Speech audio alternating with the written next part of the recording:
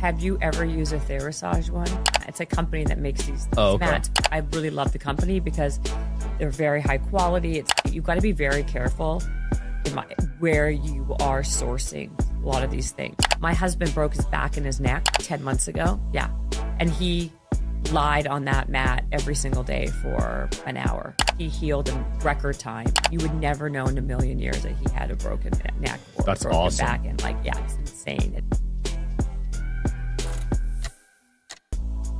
All right, guys. Got Jen Cohen on today, fellow podcaster, one of the biggest in the game.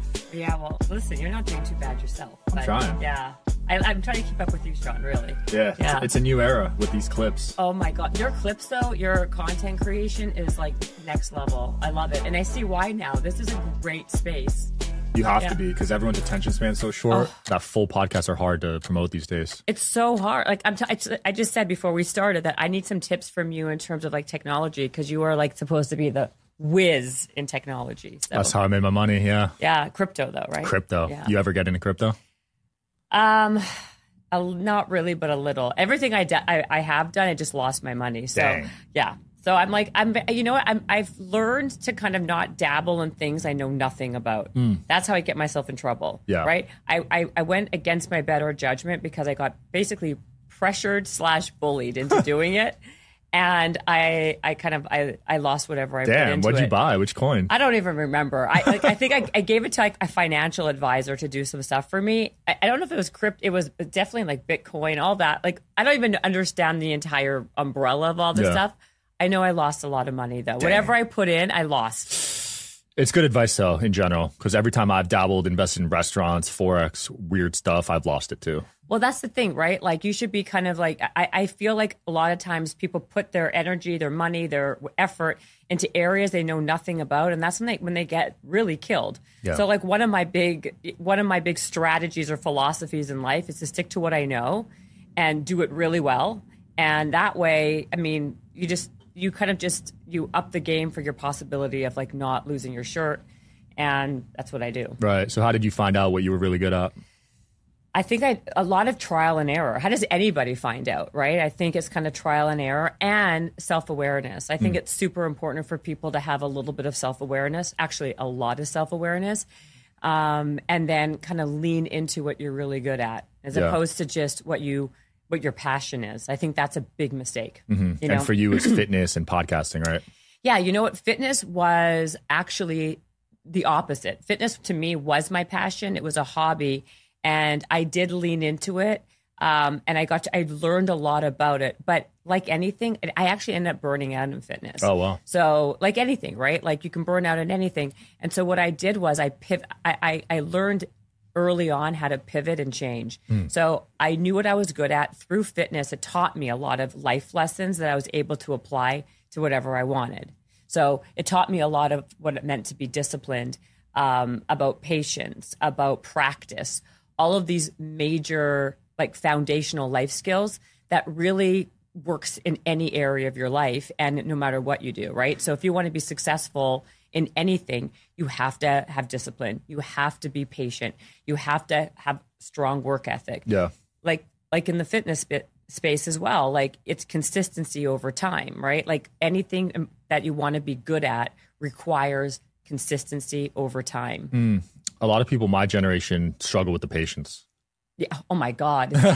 First of all, you're 27, right? Yeah. Your generation, the attention span is becoming less and less. Like you would say always like, I have an attention span of a gnat. I don't even know what's smaller than a gnat at this point, but I believe this is a major problem. What's happening in our society now, the people don't want to work. Their work ethic is really becoming stifled by boundaries and all of these other type of, I don't know, colloquialism. I think I don't know if it's more on the woke side. I don't know where you stand with all of this. I'm pretty woke, I'd say. You are pretty woke? Yeah. Okay. Well, then you probably are a big person that believes in a lot of boundaries and balance and all of these things. But like, if you want to build anything, does balance even actually exist? Don't you need to work hard? And there's no such thing as like watching a clock and leaving at 5 p.m. I don't know if that's possible. Yeah, I don't believe in balance. Yeah. You know, like when I travel somewhere, I'll still work usually, to be honest. Well, it depends. Like if you're trying to build something, right? And if you're trying to if you have an ambitious goal that you're trying to get to, it's really hard to be balanced. And listen, I'm telling you, I'm a mom of 2 kids. I'm married. I had all the things. And people always say balance, balance, balance. There's going to be times in life where you're going to be leaning in really hard in one area and kind of sucking in another area. 100%. Right? That's just that. I believe that is actually honesty and a truthism for the world, right? I don't think you can have balance. You can, and I don't believe this whole idea of you can have it. You can have it all. Yeah, right now, you can have it all at different segments and increments of your life. But depending on what you're really prioritizing is where your energy is going to go. Yeah, I think it's important to communicate with your kids also because sometimes they feel neglected. 100. That's a very good point. Exactly. So there's a difference, Sean, between balance and guilt, right? Because the imbalance of life can then really spawn on a lot of guilt as a parent, right? Because if you are building something, or there's times in my life when I have to travel a lot and do certain things, because life is also about momentum, right? Something in motion stays in motion. Yeah. So if you're somebody who is an opportunist in a good way, I think being an opportunist is not necessarily a negative connotation. It's always a negative thing towards that. But I think if you are someone who is an opportunist and takes advantage of opportunity and seizes those opportunities, you've got to ride that wave of momentum, which then can take you away from home, away from your kids for a longer period of time than you want. Then guilt becomes a thing. So a really big thing is, I believe you're right, which is having being upfront, honest, having conversations, and talking to your kids. Right. Really important. I used to feel a ton of guilt the first few years of my relationship, actually, from working too much. Really? What, do you have kids? No, okay. But fiance, we're getting married next year. Oh, okay. But with my fiance, I just felt so guilty because I worked 7 days a week the first 5 years. Really? Yeah. And what do you do now? What is your schedule now? I work 5 a week, but just communicating that I was doing this for us, it was, it's tough dating an entrepreneur. It is tough dating an entrepreneur. I think dating a real entrepreneur, because there's no such thing as a clock, right? It's around the clock. Every problem is yours. Every victory is yours. Everything belongs. What you eat, what you kill what you eat. It's really difficult. Yeah. That's why a lot of times entrepreneurs date other entrepreneurs, right?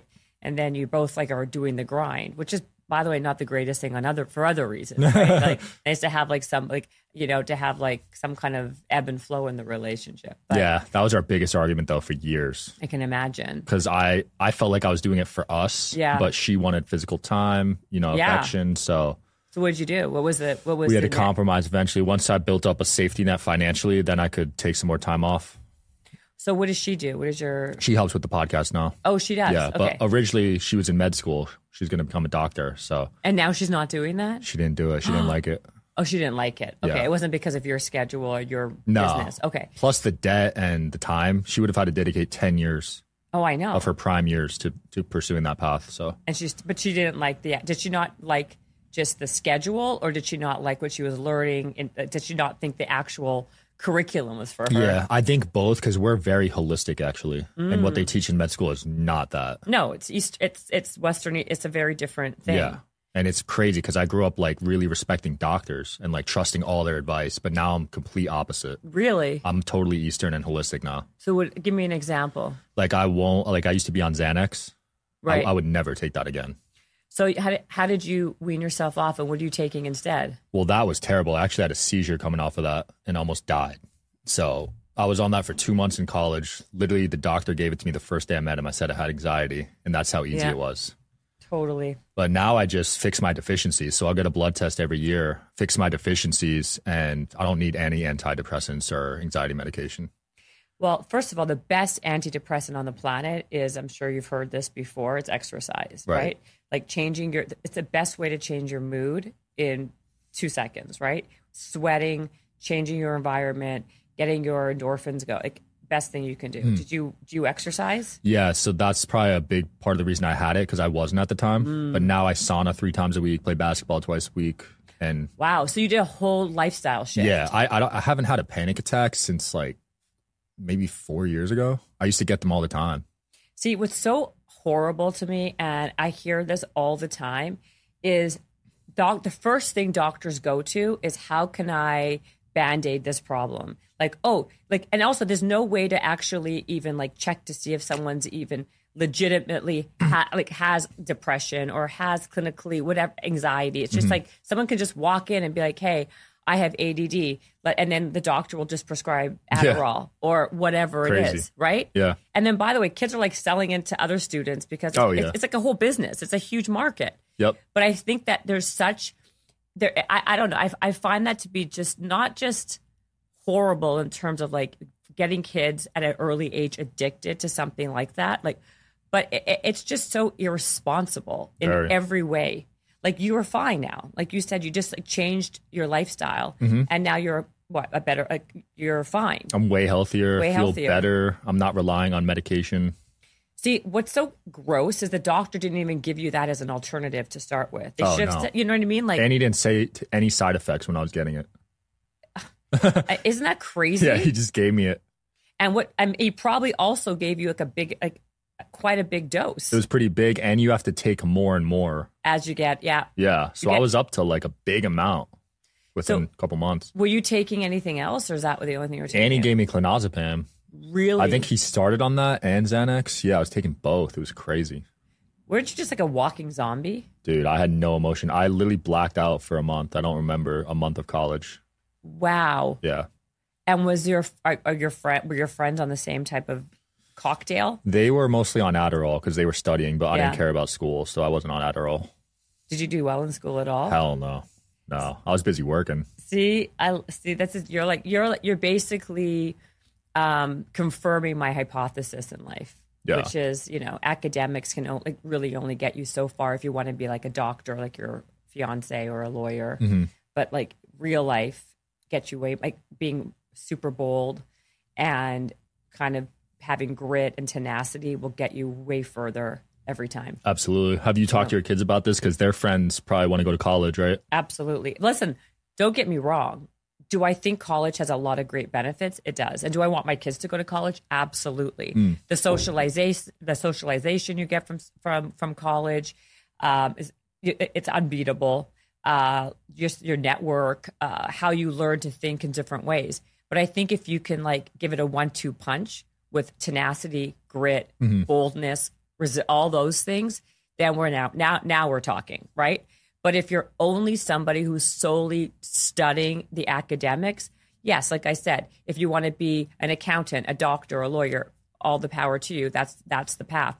But if you want to be an entrepreneur, if you want to have all these other different ancillary careers, by the way, you have to learn all these other foundational life skills. And the problem is school does not teach you those things. Like school should be teaching, I believe, should be teaching how to like do your finances, how to socialize, how to negotiate, things that actually are helpful in real life. Right. But our school system is so archaic and old, and we're just doing what we've always done, and it has not kept up with the times, right? Like we are not living the same way we lived 50 years ago. No. Right?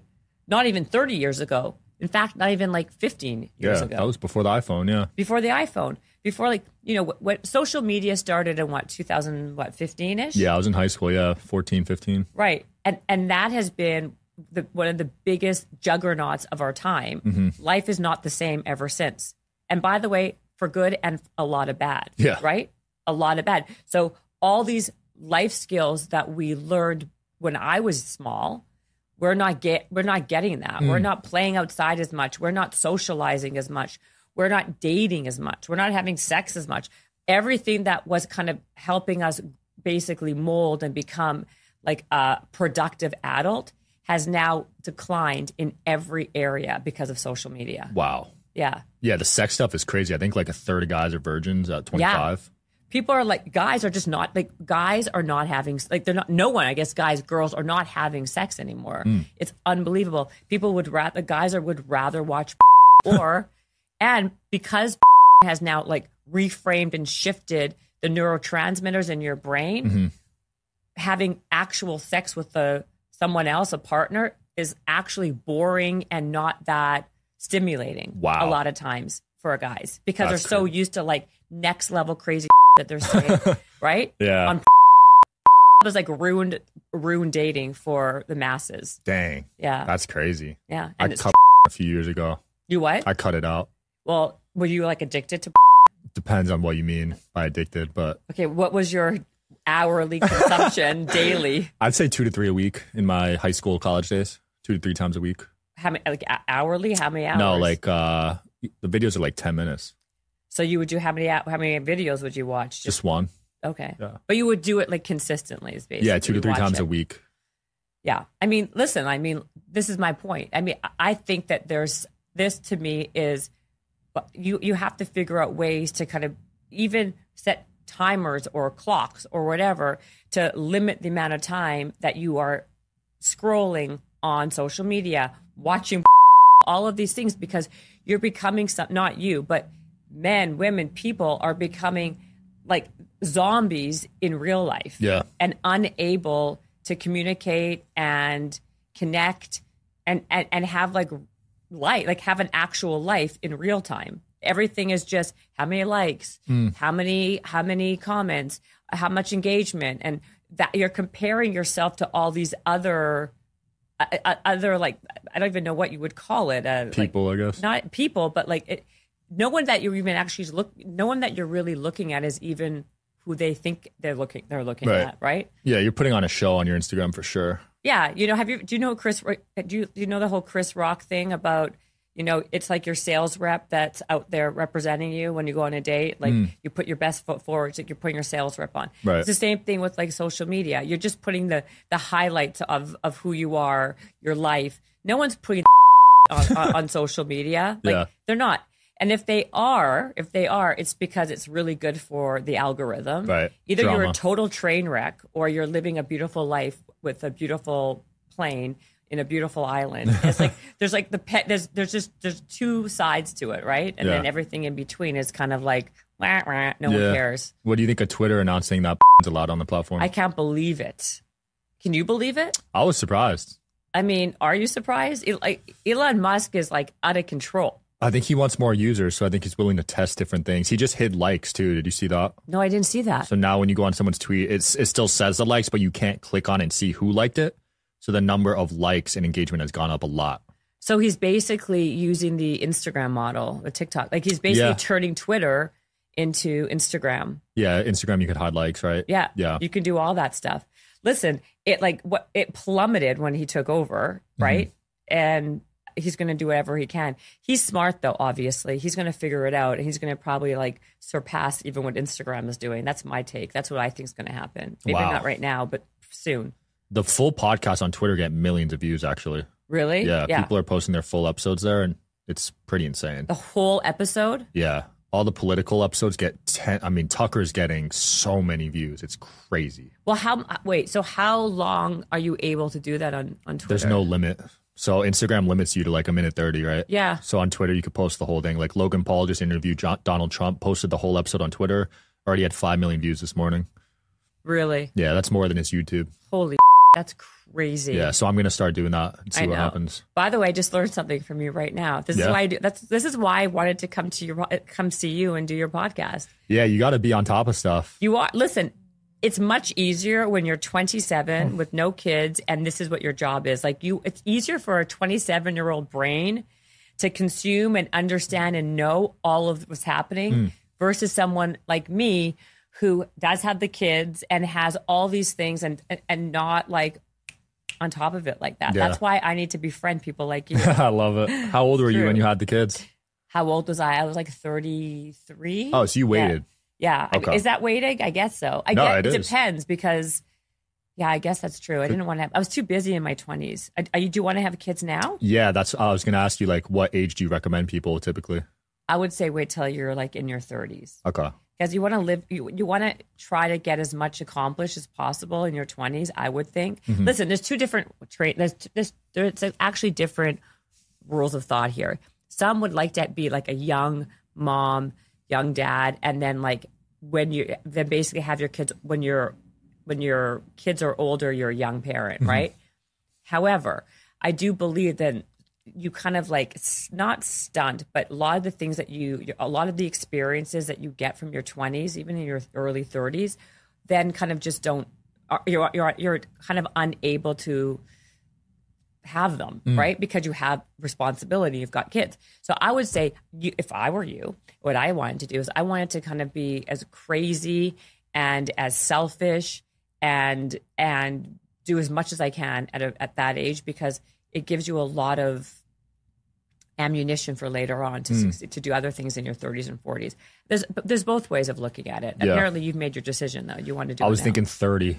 30 is a good age. Yeah, because like you said, 20s, good time to travel, network, build a valuable community. Yeah, building a community, travel, networking, and like we were saying earlier, the imbalance of what happens when you're building something is a lot of hours, and you don't have that same kind of like that.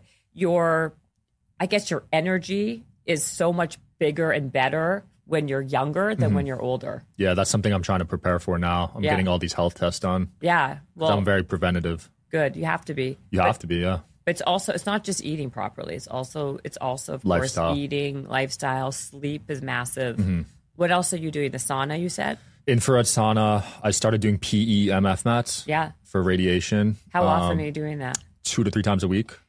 Have you ever used a Therasage one? It's no. Very good. What is that? It's great. They have one of these mats. It's a company that makes these okay. mats, but it's a very good. I really love the company because they're very high quality. It's actually, you've got to be very careful where you are sourcing a lot of these things. Like red light is very important to have a good source.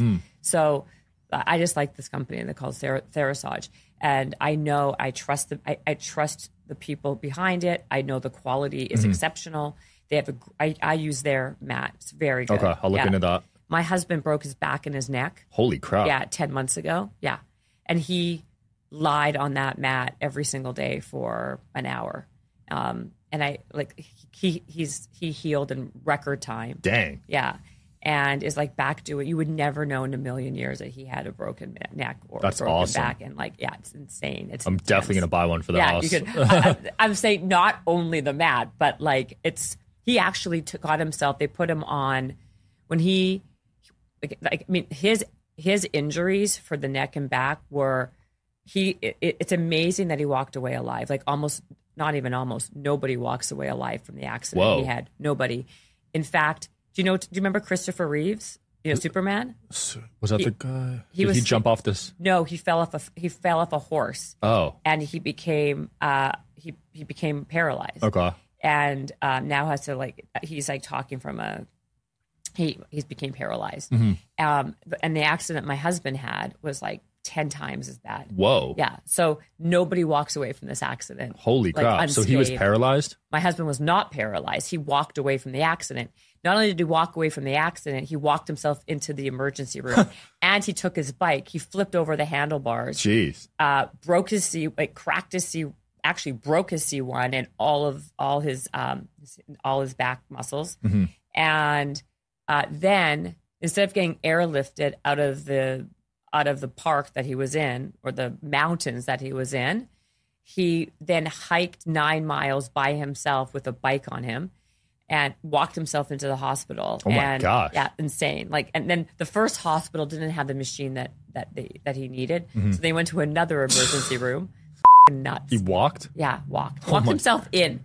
And the point that it's insane to me.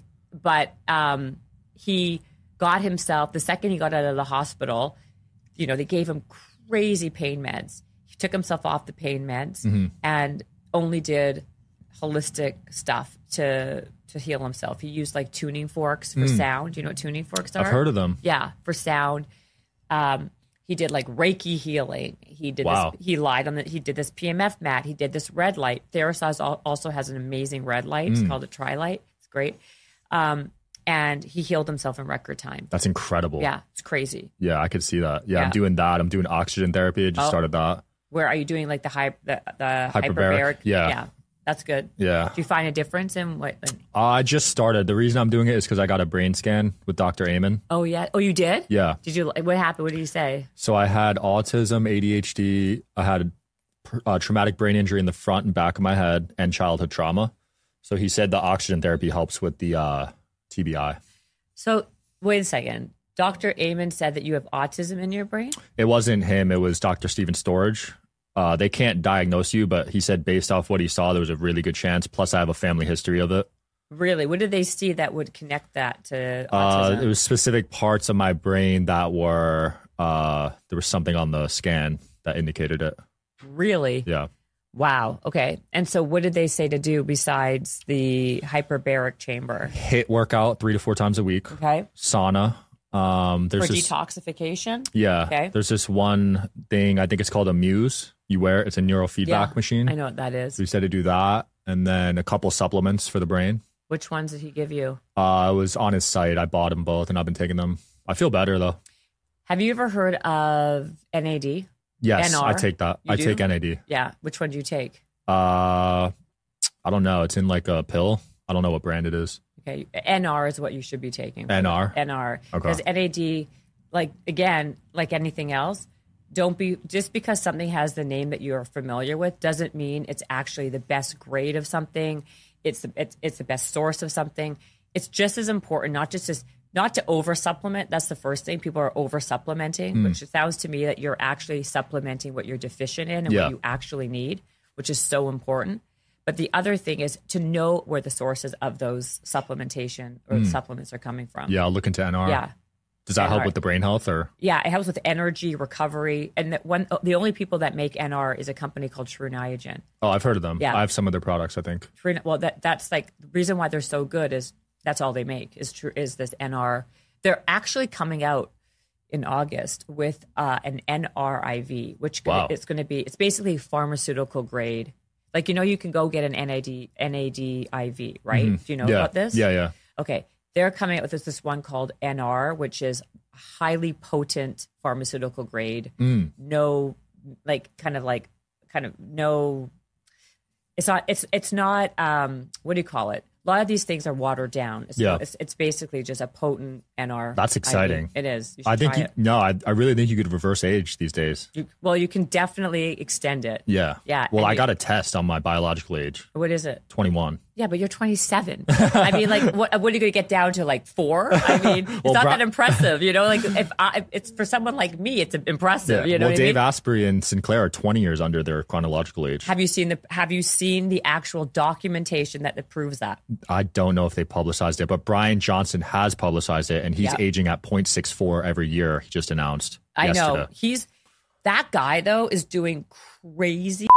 Like, I would think just in the stress of just doing that routine and regiment would just give me like agita. And I would die off of just like the agita and anxiety of just keeping up with it. Yeah. Like, to me, this is the problem. Like, we're becoming so obsessed with like tracking everything and doing everything that we don't even need to be doing this amount of work to be healthy. Right. I mean, I think the basics, truthfully, are the things that work the most.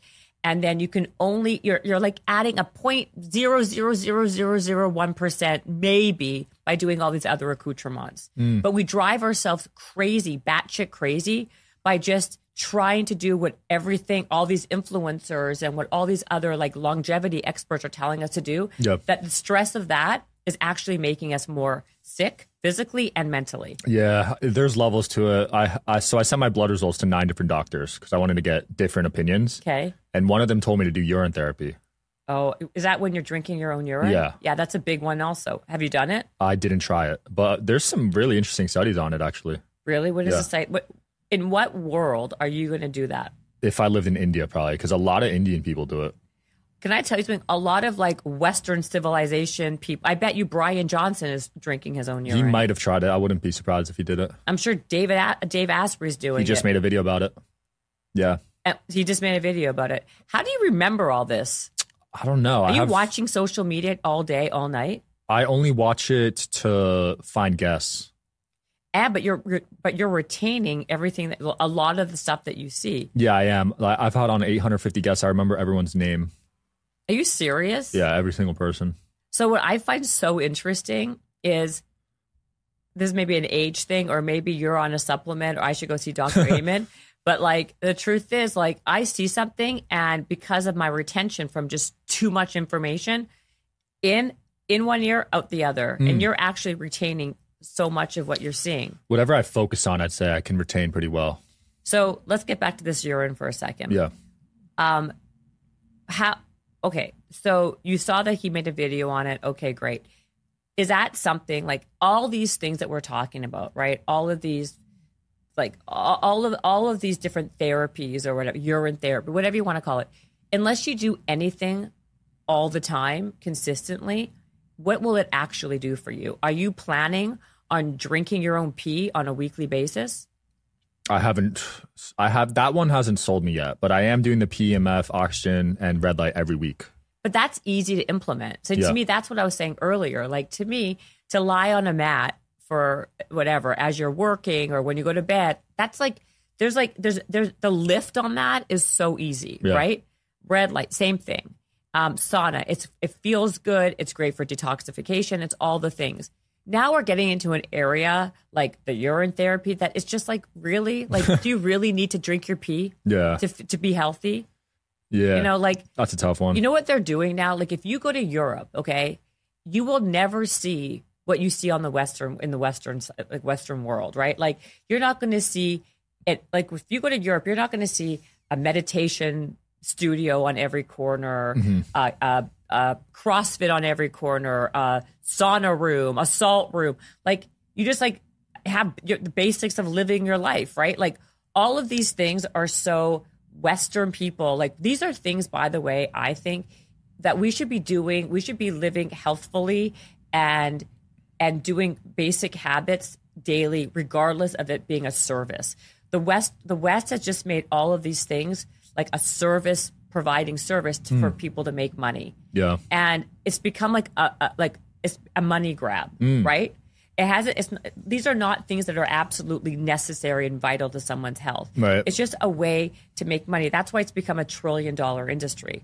I mean, I can't stress this enough. Like, you do not have to drink pee and sit in a salt room and do all of these things to live your best life and to live to 150. I promise you. And I will also say, you know, irony and like, you know, God has a funny way of laughing, but someone like a Brian Johnson who wants to live to 150, he'll probably drop dead at like 70 or 55 because he's trying so hard.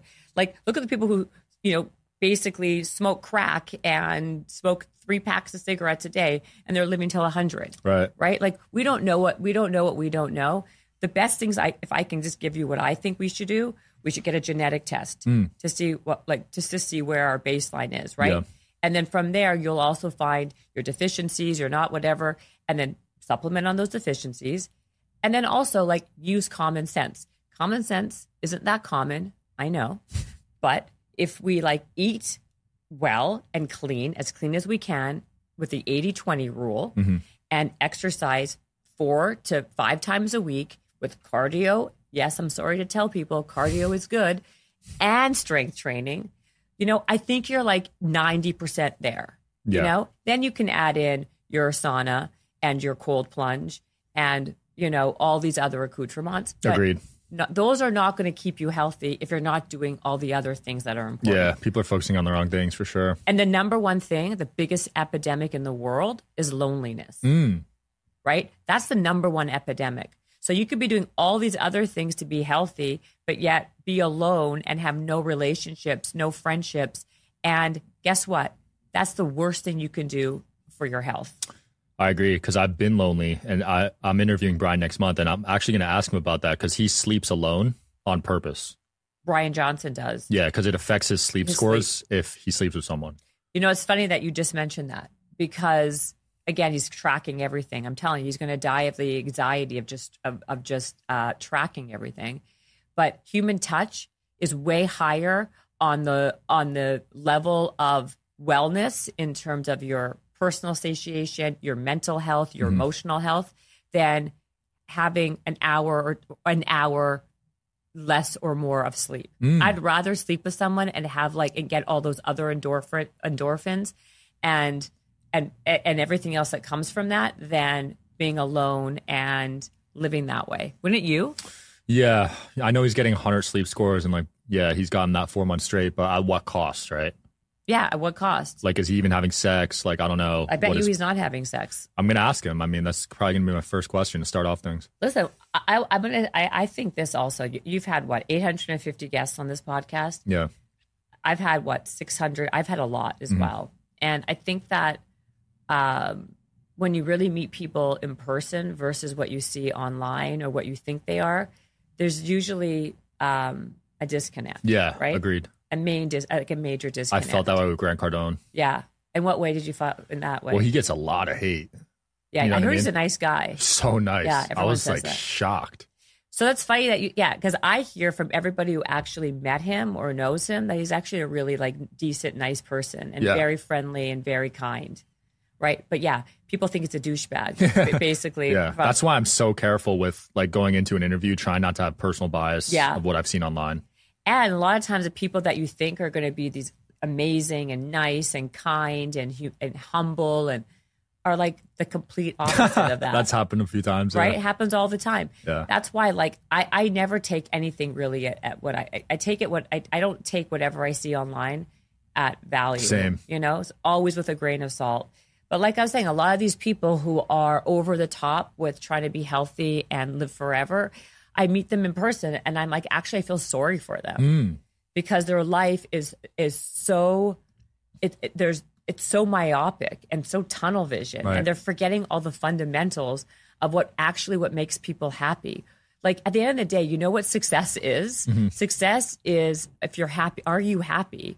Like, are you happy at the end? Do you like doing what you're doing? Are you happy doing it with the people you're doing it with? Right. Like, if you don't even have those things and you're just like on this mission to, you know, to go on that sauna for 30 minutes and work out for an hour and a half and do all these, and like you're like a robot, you're like missing what the meaning of life is anyway.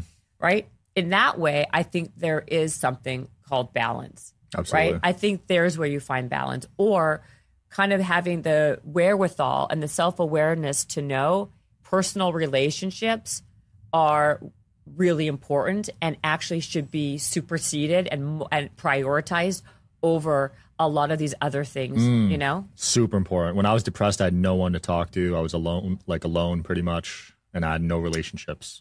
And so when did you meet your fiance? We met right after that, honestly. And then I started making friends. But yeah, even though I was making money, I was alone. So I was actually depressed with money. Yeah.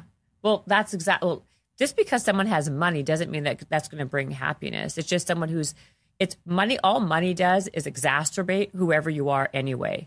Right. So if you are somebody who's prone to loneliness and depression and you have money, you're probably going to be the same person, just with a bigger bank account. You know what I mean? Yeah, like, for sure. That doesn't really bring happiness. Yeah, I'm glad I learned that early because a lot of people learn that one late. I know you seem to be learning a lot of lessons early on. Like you seem to be you seem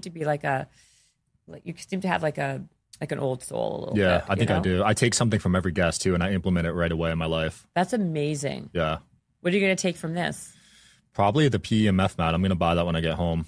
Good, you should. Yeah. You should definitely buy it. That's the only thing that you took from this? No. Having kids at 30s, I'm going to double down on that too. Double down on that too. Yeah. Okay. And I won't drink my urine.